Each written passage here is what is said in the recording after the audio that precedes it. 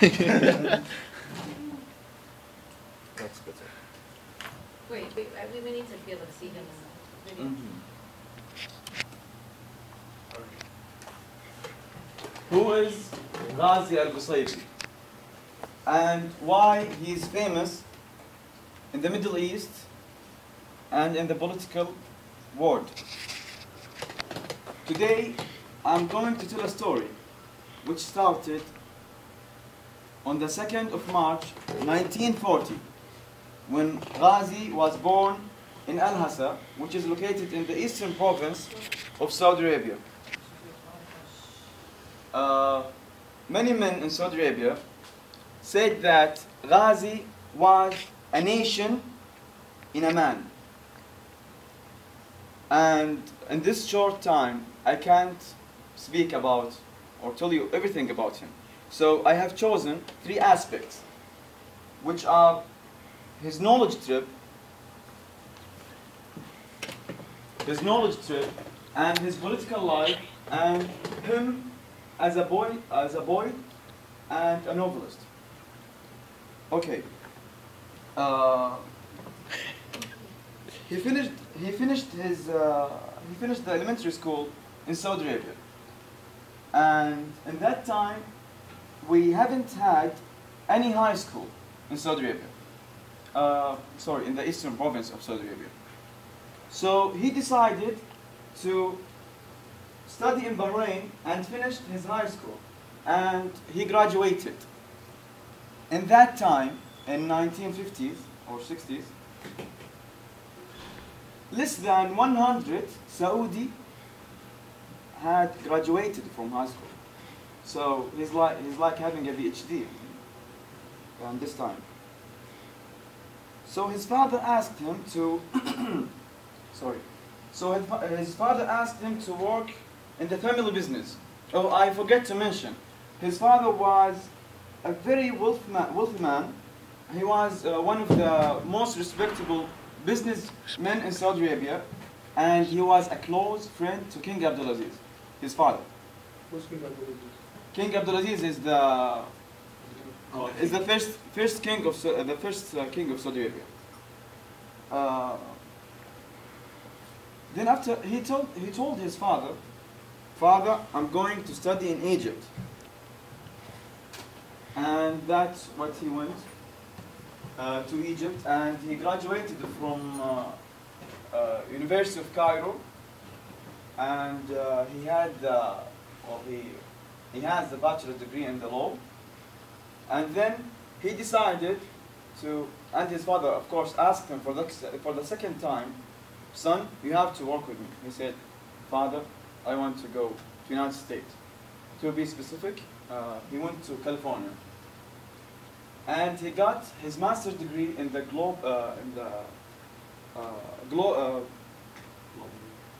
global political relations.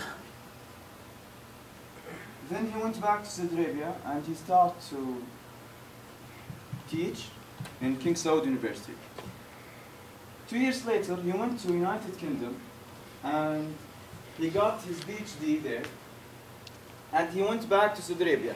And now his political life had begun. He was the Dean of College of Administration Science, and when you become a dean in a college in Saudi Arabia, that means you are a politician, because the government will use you to do a lot of things. For example, he went with King Khalid, which is the 3rd king of Saudi Arabia, to Germany, to Libya, to many countries. And then the government noticed that he is very clever and he is workaholic. And they assign him the director of General Organization of Railways. 2 years later, he becomes the Minister of Industry and Electricity. And he built at that time 2 major industrial cities in Saudi Arabia, very huge cities in Saudi Arabia. And that time, the cycle of revolution, the industrial revolution, has started. And that's a picture of him when he was the minister of career with a bunch of workers. The minister of electricity. As you see, no light. What's light? In 1970s in Saudi Arabia, many regions they didn't know that there is something in the world named light. You will push a button, and the light will go on. What year? Wood. 1970s? 70s. Do you believe that? No. 1970s. My father. When was Keep it going. Yeah. And he worked so hard to make every house in Saudi Arabia supplied with electricity. And that's what he did. After that, the king assigned him to be the Minister of Health. Minister of Health. The hospital back then was needed to be treated. It had many problems. You'll go in the hospital, you had just a fever, they will make you a surgery, and you will die. So he told himself, and he wrote in his diaries, that I cried every night when I see that. I cried when I see young men being crippled. And I cried when I see old men dying because of diabetes or fever. And he worked so hard, day and night. The newspapers that time wrote that he is the thief minister, because he was just going down to the hospital and see what's wrong. Thief? Yeah, because he was like covering himself? Oh, in disguise. yeah, and he went to every region in Saudi Arabia, and many managers, hospital managers, of course, were fired. Yeah, he was a very successful minister, and the three words will describe his work in that ministry, that he fixed the hospitals. He fixed them.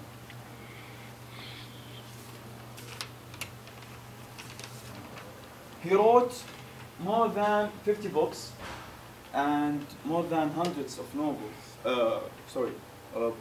poems. He wrote many novels in many fields, such as adventure novels, regional, and love novels. And that's what made him famous in the Arab world. Now I'll give you some of his quotes. The thing he was saying in his books and to the people. Everyone in my house obeys me, except my wife, kids, and my children. The journey. My husband would say that too. The journey of 1,000 miles is easier on a plane. Mention a plane. Don't smile to a baby in an airplane unless you want to spend the whole flight playing with him. True. If a friend told you, I would visit you asking for advice, hide your checkbook.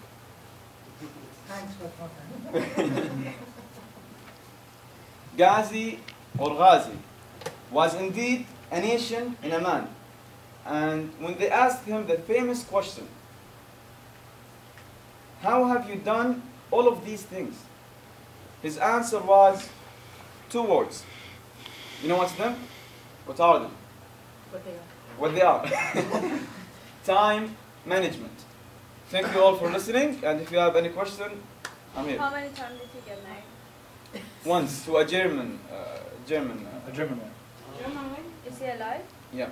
he died. Yeah, that's that. Remind me of that.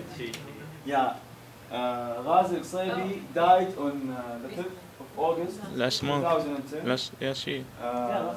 which is in Ramadan. What he said about Pramila and his father? Sorry. What he said about his wife and children and his obeyed. Obeyed. Wait, Everyone in my house. Everyone in my house obeyed me except wife and children. Wife and and grandchildren. Yeah. So it's like nobody.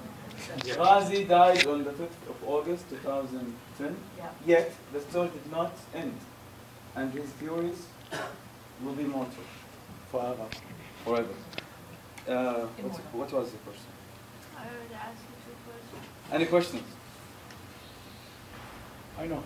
I don't know. He wrote, you said 50 books. Yeah. In what areas? He wrote many love novels and adventure novels, and he wrote a And couple of poems. biographies. One's to his Political father, novels. and yeah. In poems. Thank you all.